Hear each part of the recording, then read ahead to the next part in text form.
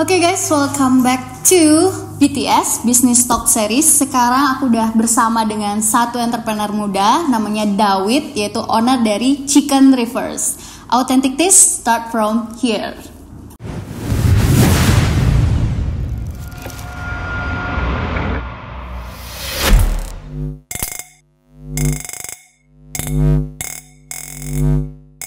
Oke, welcome Dawid. Udah datang ke studio BTS, terima kasih banyak dan udah mau berbagi juga sama anak-anak muda yang ada di Bali tentunya, karena anak-anak muda di Bali itu butuh banget tokoh-tokoh yang bisa menginspirasi lebih banyak lagi, terutama buat anak-anak SMA, SMK yang lulus nih bingung gitu kan, kita mau kuliah, kerja atau mau lanjut bisnis gitu kan, sedangkan kamu anak muda yang masih fresh banget dan kamu udah punya bisnis sekarang, dan itu tentunya sangat-sangat menginspirasi bagi anak muda yang lainnya gitu kan. Nah, aku pengen kamu cerita sedikit nih awal kenapa kamu bisa bangun Chicken Rivers dan apa sih Chicken Rivers itu? Oke. Silakan. Perkenalan dulu nih, perkenalan. Boleh, silakan. Ya, perkenalkan, sebelumnya nama saya Dawid. Itu nama panggilan aja sih. Oke. Sebenarnya nama aslimu tuh siapa sih? Kok bisa dipanggil Dawid gitu? Nama aslinya Yuda Widiantara. Oke. Sis Yuda Wid. Oke. Lanjut. Jadi back to topic, Chicken Rivers itu berawal dari Desember 2020. Jadi kan karena pingin punya bisnis yang notabene kan pandemi nih. Kedai kopi itu udah merajalela. Awalnya kan emang basically di kedai kopi dan F&B yang lainnya. Tapi kayaknya di masa pandemi ini orang nggak bakal berhenti untuk makan kan. Yes. Ya, jadi aku putusin buat buka restaurant itu. Jadi jadilah Chicken Rivers. Nah, dan kenapa namanya Chicken Rivers? Nah, karena chicken itu kan orang notabene makan dari dulu ayam. Jadi lebih gampang diterima. Karena itulah aku mau buat bisnis ini make it simple tapi ada value-nya di sana. Itu kan chicken and kata keduanya rivers. Rivers itu mean kan balik. Ya, jadi aku harap dari sana ketika orang makan ayam dan rasain semua dari yang aku create, jadi bakal balik terus gitu sih maknanya Chicken Rivers. Keren ya, berarti ini tuh udah memasuki dalam bisnis konsep, which is itu keren banget karena semudah kamu bisa mikirin bisnis konsep yang sebegitunya gitu kan, yang nggak dipikirin sama orang-orang, itu udah keren banget. Well, apa yang kamu bilang tadi benar, kedai kopi bisnis di Bali itu udah kayak jamur, kayak cepet banget tumbuhnya, bahkan kayak di setiap sudut jalan itu pasti ada tuh yang namanya bisnis kopi, bisnis minuman. Dan menurut aku juga ide kamu buat ya manusia itu nggak bakal berhenti makan walaupun pandemi gitu kan, itu yes it is gitu kan. Kayak oke, berarti Chicken Rivers ini muncul karena kamu pengen aja atau emang udah dari Desember tuh mikirin oh ini kebutuhan nih, atau cuman kayak keinginan kamu aja buat buka bisnis ini? Karena sebelumnya kan kebetulan juga aku ada coffee shop pas itu. Jadi kayak kan nggak bisa nih kalau misalnya kita bisnis kan punya satu penghasilan aja tuh nggak bisa kan. Jadi aku pengen move something gitu kan yang nggak jauh-jauh beda tapi bisa masuk juga gitu kan. Karena kan pasarnya dari kopi sama restaurant itu kan otomatis beda. Iya betul. Orang nyari kopi otomatis nongkrong ketemu teman, dan which is itu kan malam. Jadi untuk siang itu susah. Jadi aku cari restaurant itu biar bisa siangnya itu juga ada revenue juga gitu. Bisa nggak kamu ngejelasin ke aku nih kan? Kopi itu kan bikin orang itu jadi nggak ngantuk, ya kan? Tapi kenapa banyak orang minum kopi itu pada malam hari, nggak pagi hari? Maksudnya tuh orang nongkrong tuh minum kopi malam hari, bukannya malah nggak bisa tidur ya? Atau cuman aku aja yang ngerasa kayak gitu? Atau menurut kamu nih sebagai orang yang punya di bisnis itu gimana? Karena menurutku tergantung. Kalau orang yang produktif, which is kan nyari pagi tuh buat fit, jadi minum kopinya pagi.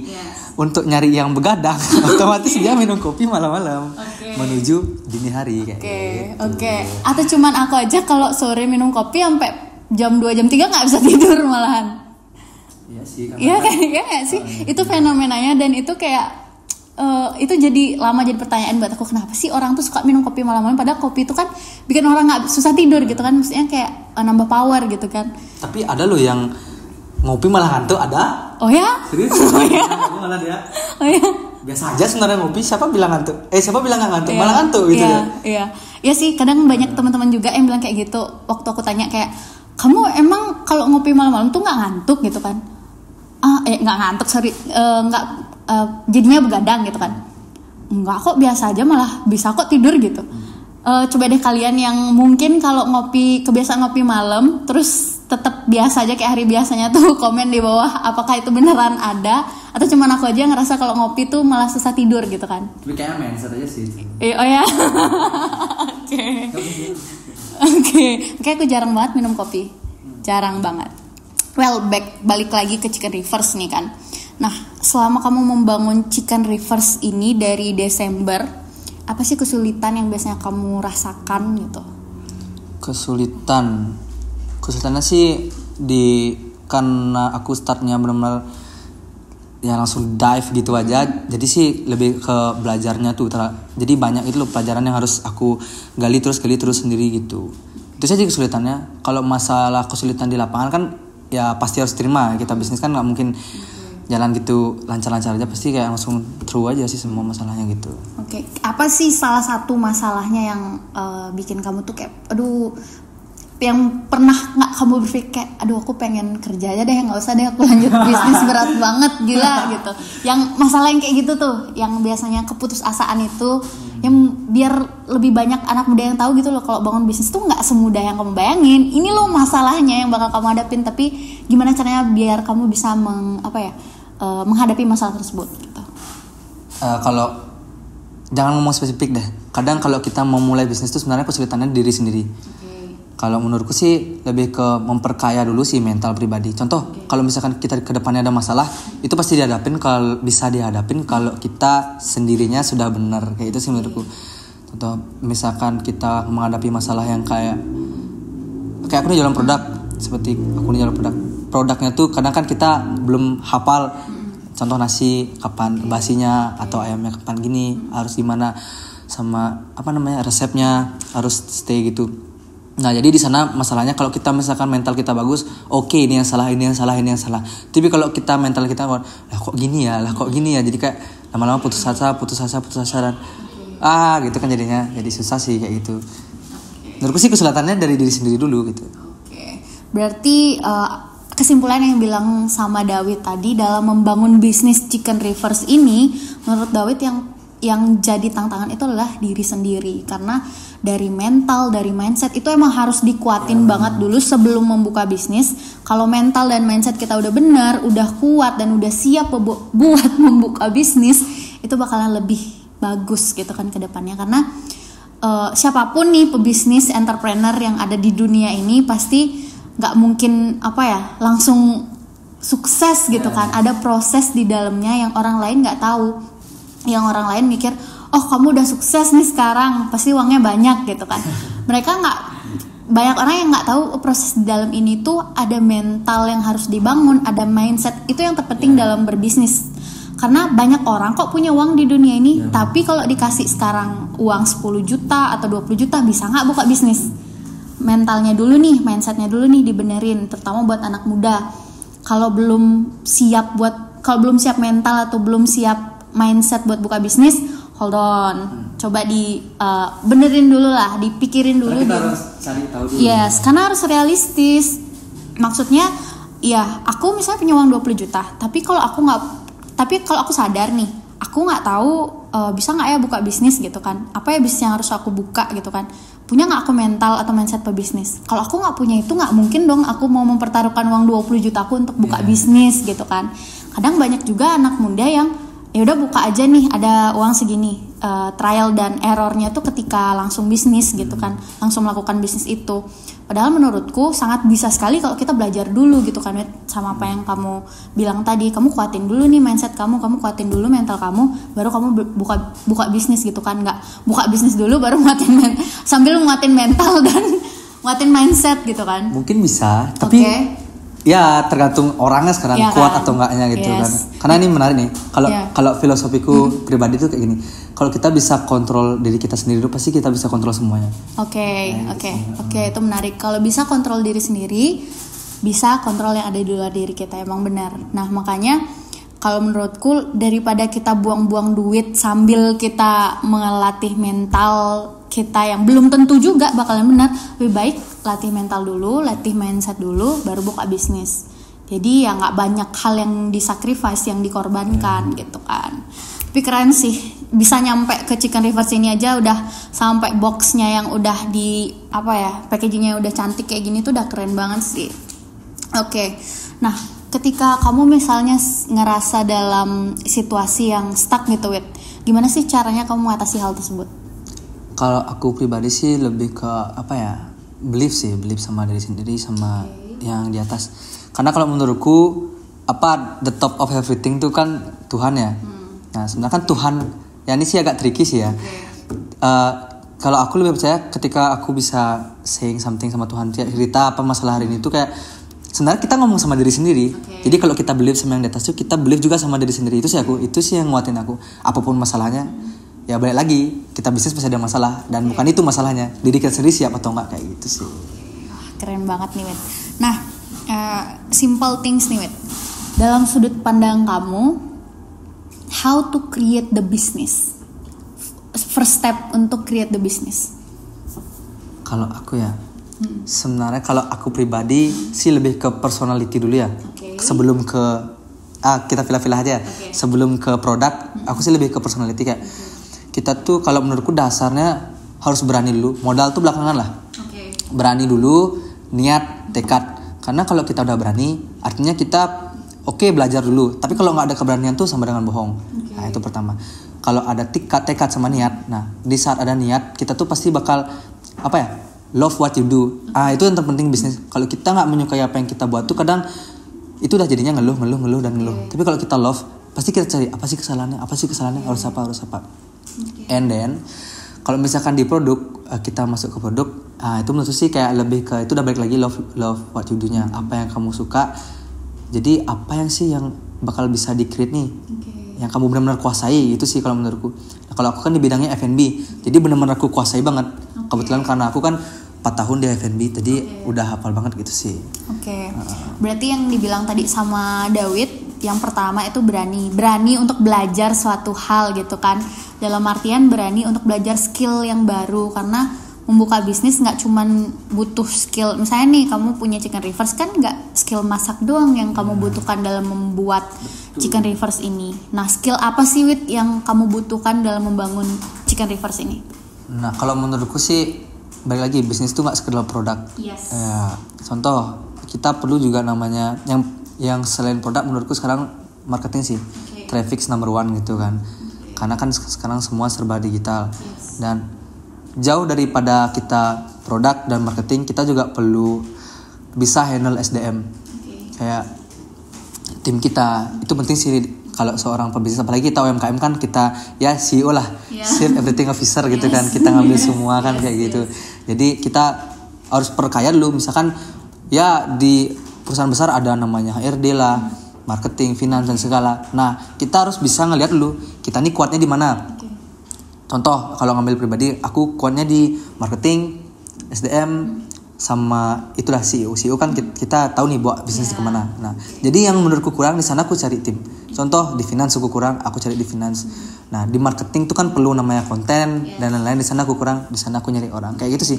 Jadi memperkecil budgeting untuk nyari orang, dan kita lebih bisa hold on tim gitu loh. Jadi sambil belajar juga kan. Karena kalau terlalu banyak tim juga kita kan belum tentu bisa di luar batas kemampuan kita gitu sih. Karena aku kan startnya dive-in langsung, jadi belajar gitu. Bener banget tadi yang dibilang sama David. Artinya dalam membangun sebuah bisnis yang masih kecil ya, anggapannya nih UMKM gitu lah.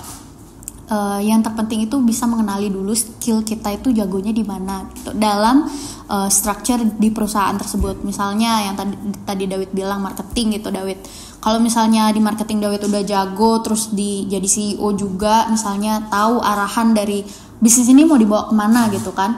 Jadi kita bisa tahu juga mana nih sisi-sisi yang lagi bolong gitu kan, dan bisa cari orang yang bisa memenuhi tempat yang kosong itu, sehingga lebih meminimalisir budget yang keluar juga. Karena yang namanya bisnis kan kita gambling ya. Iya benar. Kalau misalnya kita ngeluarin budget yang sangat tinggi dan hire banyak orang, belum tentu sukses juga.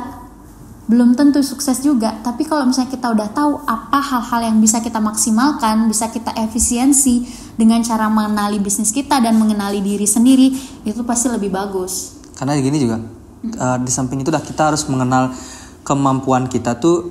Sekarang misalkan oke, kita mau buat bisnis kan bisa apa aja nih. Kalau kita merasa diri kita masih mampu untuk hal yang kecil, nggak apa-apa, go on aja dulu sambil belajar. Contoh, oke, kita punya uang segini, ya kita jualan teh poci, ya kita bisa belajar dulu kok dari teh poci itu apa dengan cara kita buat minumannya, cara kerjanya, beli powdernya di mana, inilah itulah. Oh mungkin ntar punya budget lebih, artinya kita udah siap untuk membangun bisnis yang lebih besar. Ya, lanjut lagi ke step selanjutnya, kita belajar marketingnya, kita belajar ngajak orang kerja kayak gitu, pelan-pelan sampai kita benar-benar siap untuk setiap divisi itu ada. Karena nggak dipungkiri juga kita bisnis nggak bisa sendiri, harus ada tim. Semakin besar tim harus semakin produktif juga, karena kan uang yang dialirkan di sana kan banyak, jadi harus banyak juga profitnya, ya begitu. Dan itu juga harus sesuai kemampuan sih, harus diukur lah gitu. Iya betul. Berarti bisnis itu harus step by step lah, nggak mesti yang harus besar dulu. Kita bisa belajar dari hal-hal yang kecil sehingga bisa menjadi besar gitu kan. Nah Wit, aku dengar nih kan, kamu dulu di pariwisata kan Wit ya. Nah apa sih yang membuat kamu memutuskan untuk aku mau buka bisnis aja nih Wit gitu? Karena sekarang kan kita tahu pandemi nih, banyak anak muda yang mungkin dia di pariwisata awalnya sekarang bingung gitu kan, mau kerja apa dong, pariwisata lagi mati, dan kita nggak bisa menunggu pemerintah, nggak bisa menuntut pemerintah untuk buka gitu kan, karena ini masalah kesehatan dan ini pandemi gitu kan, siapa yang berani ngelawan gitu kan. Nah kalau dari sudut pandang dirimu sendiri, apalagi kamu membuka bisnis Chicken Rivers ini kan pas pandemi nih, pas yang orang-orang pada bangkrut, pada tutup, nah kamu bangun nih bisnis gitu kan. Apa yang membuat kamu untuk gue bangun bisnis ini nih gitu? Kalau aku pribadi lebih percaya sama destiny sih. Oke, destiny. Karena gimana ya, aku sama sekali nggak pernah berpikir untuk create bisnis atau apa. Tapi kebetulan juga sih emang bapakku kan gini pembisnis. Jadi nggak dipungkiri, nggak dipungkiri mungkin. Tapi aku nggak sama sekali tertarik awalnya dengan bisnis. Tapi kayak destiny aja sih awalnya buka coffee shop tuh karena sama teman kan juga iseng-iseng. Itu sih menurutku yang benar-benar pure bisnis. Dan sebelumnya juga aku pernah jualan gitu kan. Jadi nggak pernah terpikirkan sih. Dan kenapa aku mutusin buat di sana? Karena menurutku kayak di sini deh. Itu sih by feeling sih. Kayaknya di sini jalannya di sini sih. Tapi karena pariwisata juga nggak bisa dipaksakan kan gitu. Jadi ya aku go on ke bisnis. Karena juga ada basicnya sih juga. Gitu. Sebelum kamu memutuskan untuk jadi pebisnis kan, kamu mau mulai bisnis nih kan kayak yang tadi kamu bilang, kayaknya cocok nih. Nah nggak semua anak muda kan punya destiny yang sama kayak kamu nih kan. Sebelum itu tuh apa sih yang kamu, sebelum itu rencanamu apa? Dan after kamu dapetin pewise dari ide gitu kan, wise dari ide, dapetin feeling gitu kan, yang memang membuat kamu memutuskan untuk ya udah aku mau buka bisnis nih sekarang. Itu tuh apa sih sebenarnya planning sebelum itu? Planning gitu? Sebelumnya, planning sebelum itu kalau tuh. Kalau nggak ada pandemi nih, apa yang mau kamu lakukan? Oh aku kan emang kuliah pariwisata. Aku mau pesiar. And then back home, karena itu kan pesiar masih kapal tuh.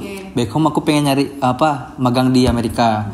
Karena di sana kan aku networking. Nah, basic kan seni, musik. Nah, di sana pengen punya temen, pengen tahu record label di sana kayak gimana.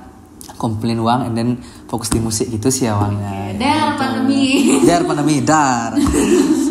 Semua buyar. Hari esok itu seperti gelap. Begitulah. Tapi emang gini sih, awal-awal pandemi itu benar-benar kayak wah parah, pokoknya nggak tahu mau ngapain, kayak benar-benar ngegame tanpa ada habisnya. Tapi ada cuannya juga sih ngegame. Ya itu sih. Tapi kalau aku pribadi ya balik lagi, bukan sih kayak puisi atau gimana itu ya, bukan ya. Karena gini loh, kalau menurutku pribadi ya, aku prinsip hidup sini ya, kita tuh dikasih real nih sama Tuhan nih ke depan, saya lurus. Nah kadang kita kan berbelok nih. Karena kita nggak tahu nih, mungkin bisa belok dulu baru balik lagi ke rel kita atau gimana. Nah kadang Tuhan tuh ngasih sinyal. Nah, aku tuh orangnya suka baca hidup. Kayak gimana ya? Sesuatu yang dikasih ini pasti ada hikmahnya. Contoh kayak gitu dah. Misal nih, aku kan bisnis ini benar-benar kayak aku diajakin ke temanku punya mesin tapi dia nggak punya knowledge untuk itu. Nah, dan aku ada, karena dia ada mesin kan otomatis dia nggak ada keluarin materi untuk ininya. Jadi kan aku lebih di manajemen sama di maninya tuh untuk startnya. Nah, gini menurutku, kita mau mulai atau enggak tuh sekarang. Nah, itu kan ibaratnya tadi itu udah puisinya kan. Nah, sekarang kita mau ambil atau enggak itu. Nah, itu back lagi by feeling. Kalau kita feelingnya bagus dan kayak balik aku bilang berani dan kayak di sini jalannya, itu sih keyakinan dalam diri dan itu udah balik lagi feeling. Itu putusin aku buat ambil. Bisa mungkin kita bisa nggak ngambil, ya balik lagi hasilnya juga beda nanti. Nah, itu sih kalau menurutku feeling. Karena aku kenal temen ini tuh benar-benar teman-teman yang randomly banget. Kenapa dia bisa ngajak bisnis? Pasti ada maksud nih Tuhan gitu loh. Nah, aku kayak gitu sih, lebih kayak gitu sih orangnya. Jadi kayak dikasih jalan ya ambil kayak gitu. Berarti anak muda selalu ingat dengan Tuhan, karena dengan kita ingat sama Tuhan itu lebih banyak masuk ke dalam diri dan lebih gampang diarahkan juga gitu kan oleh semesta ini mungkin. Dan itu harus sesuai juga sama keyakinan tadi yang dibilang sama David. Kalau kita yakin sama diri kita sendiri, Tuhan juga yakin bakal ngasih kita sesuatu gitu kan. Oke, nah kamu umurnya berapa sekarang, David? 20. Nah, satu pertanyaan terakhir, tapi sebelum aku tanya, aku pengen cobain dulu nih, Wit. Ini rasa apa? Yang itu Gerbera. Boleh aku cobain nggak? Oke. Kalau yang itu? Saus baru dari kami. Oke. Ini Rosopet. Ini kebetulan best seller, the best of the best. Oke. Ini di mana sih? Apa namanya?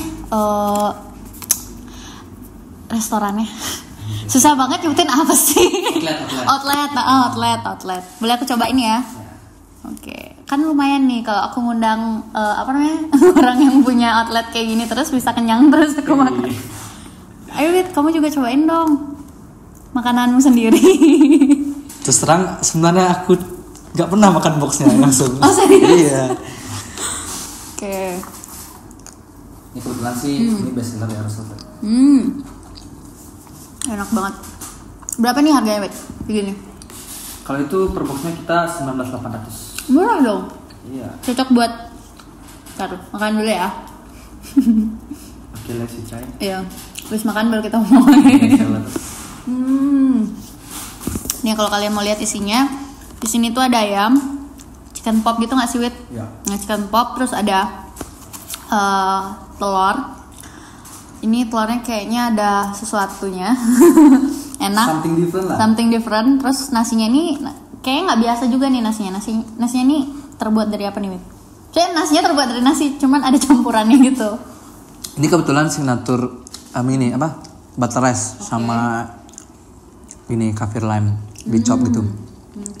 Walaupun aku juga kasih tahu resepnya pun belum tentu bisa dibuat karena itu dah.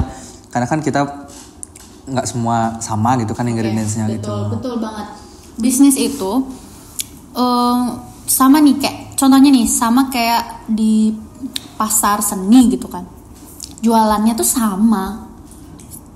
Di kiri jualan baju, di kanan jualan baju, di kanannya lagi jualan baju. Tapi kenapa mereka masih tetap buka? Karena keyakinan dari setiap orang punya rezeki masing-masing gitu kan. Nah kalau di bisnis mau ada 1.000 yang buka rice box ini, setiap rice box juga punya autentiknya sendiri, punya ciri khasnya sendiri. Dan buat kalian anak-anak muda nggak usah takut mau buka bisnis misalnya. Takut nih mau buka bisnis coffee shop gitu kan udah banyak banget ada.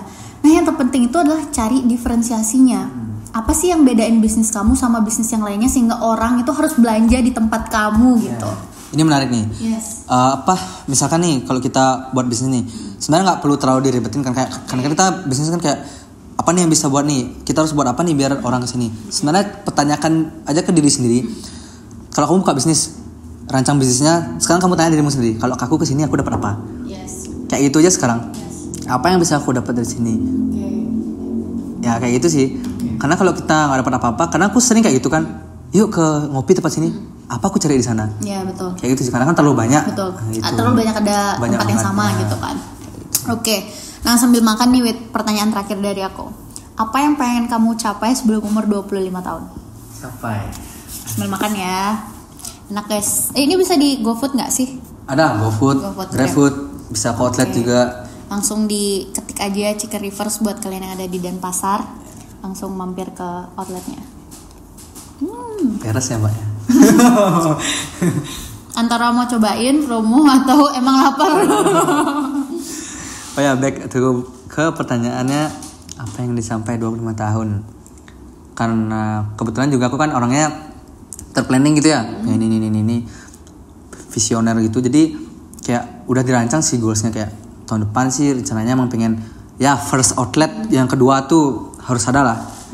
Harus pasti ada gitu. Ya sebelum 25 tuh harus punya 3 outlet yang bener-bener untuk take away, dan pengen punya 1 sih outlet yang besar untuk bisa dine in yang benar-benar kayak restoran bilang lah gitu. Gitu. And then 4. 3 outlet drive thru.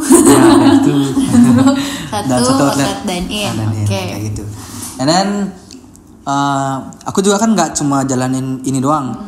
Ya itu sih setelah aku settle di sini lanjut besarin yang lain. And then ya menurutku waktu 5 tahun itu nggak lama, which is itu sebentar membuat aku. Contoh gini, kalau aku pengen punya uang 1 M di umur 25 tahun, which is aku harus bagi dong per bulan, aku harus punya berapa duit untuk punya 1 M ya. Nah aku kayak gitu orangnya, jadi kayak itu dah, misalkan aku pengen beli ini beli itu, aku harus prepare dari sekarang berapa duit aku harus ada hari ini untuk get it itu di waktu berapa tahun gitu kemudian. Kayak gitu sih. Dan juga apa ya, harus dipikirin juga apa, getting married juga nggak boleh tua-tua. Baru mau aku tanya, umur 25 tuh udah cukup tua menurut aku gitu. Jadi kita harus pikirin nikah itu nggak murah bro. 25. Oke, berarti kesimpulannya yang dibilang sama David, kalau kamu punya mimpi di umur sebelum 25, ada baiknya kamu Cang itu dibagi-bagi nih, misalnya setiap bulannya atau setiap tahunnya kamu bagi, ada target di situ kan, misalnya 25 kamu targetnya apa gitu kan. Harus dicang dari sekarang gitu, dari umur termuda, dari kamu lihat video ini gitu kan, harus udah dicang nih mimpinya biar lebih gampang buat dapetinnya. Karena kalau kita udah bagi nih, jadi nggak beban gitu kan. Misalnya target kita punya kayak yang tadi Daud bilang 1 M umur 24 gitu kan. Nah nggak mungkin kan kita tuh cuman nunggu sampai umur 24 nggak ngelakuin apa-apa dapat 1 M kan, nggak mungkin. Jadi ada baiknya kita bagi tuh, misalnya setiap tahun atau setiap harinya kamu harus punya berapa biar nanti 24 tahun udah punya 1 M. Nah, tapi menarik juga. Karena kan kita punya planning nih. Belum 100% tercapai kan. Betul. Jadi kalau saranku ini sih mindset pribadi ya. Ini balik lagi ke mimpi. Kita jangan boleh takut bermimpi. Betul. Contoh nih, sekarang apapun yang teman-teman lakuin semua di rumah, jangan berpikir semua tuh nggak ada yang nggak mungkin. Betul. Semua itu mungkin. Ya kamu pengen beliin ibumu berlian, jangan takut say it berlian. Itu, I will bring to my mom berlian itu, kayak gitu kan misalkan. Jadi kalau menurutku ya, kita mimpi nggak boleh 100%. Menurutku kita harus mimpi itu 1000%. Nah karena mimpi itu kita nggak selamanya sesuai dengan jalannya, jadi kalau nggak dapat 1000%, ya at least kita dapat 500%, which is masih lebih dari 100%. Sama kayak sebenarnya kita udah diajarin dari dulu nih. Ini katanya Pak Soekarno nih, asik, Bapak Pembangun Bangsa. Dia pernah bilang, mimpilah setinggi-tinggi mungkin sampai kita mungkin jatuh di antara bintang-bintang gitu. Gitu. Keren banget. Itu sih. Oke, bener banget apa tadi yang dibilang sama David. Well David, thank you so much udah berbagi banyak hal sama teman-teman di luar sana. Dari David, mimpi aja dulu tapi nggak boleh rebahan. Mimpi aja dulu tapi nggak boleh rebahan. Harus berjuang, harus jadi anak muda yang pemberani dan berani ngambil resiko tentunya biar bisa sukses gitu kan. Dan dapetin apapun mimpi yang kalian inginkan. Nah buat kalian yang mungkin pengen berbagi nih sama anak muda lainnya yang ada di Bali terutama, untuk bisa bersama-sama bangkit di pandemi ini sambil menunggu pariwisata buka kan, dan itu hanya bonus untuk kita kalau misalnya kita udah settle ya. Jadi banyak hal yang bisa kita lakukan ketika nanti pariwisata udah buka. Semoga Stungkara semakin cepet recovery-nya di Bali. Amin. Jangan lupa pakai masker. Aku Mita, see you on the next BTS Business Talk Series. Bye bye.